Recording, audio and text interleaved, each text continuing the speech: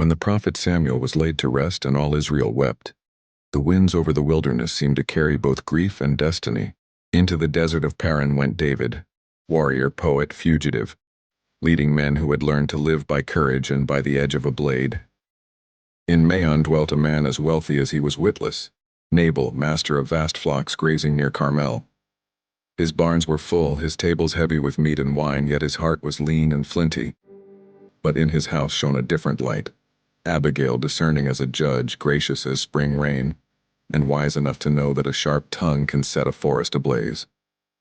When sheep shearing time came, a season of feasting, David sent messengers in peace. "We guarded your shepherds," they said. "Nothing was lost, share then your bounty." But Nabal scoffed.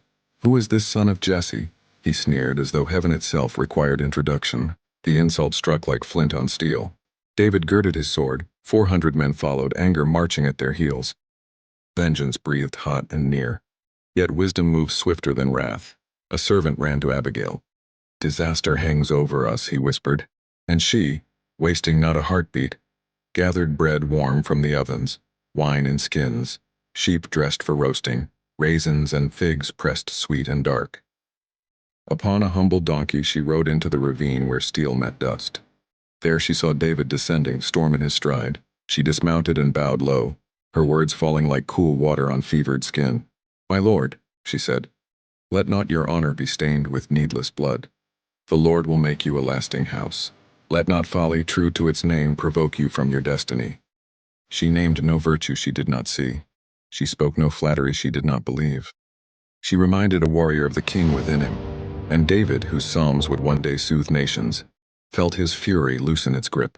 "Blessed be your judgment," he declared. "You have kept me from bloodshed." Thus wrath was turned aside by wisdom, and a household was spared by the courage of one woman who feared God more than men. 10 days later, Nabal's heart failed him, and the Lord required of him what his pride had wagered. When word reached David, he saw not fortune but providence. He sent for Abigail, not as spoil of conflict but as partner in promise. She came with humility, yet not with fear, for she had met a sword with sense and won. And so the fugitive's camp gained a queen in spirit long before a crown touched his brow. In an age of iron and impulse, it was not the blade that shaped the future of Israel, but wisdom riding quietly into a ravine, bearing bread, courage, and the steady voice of faith. Thank you.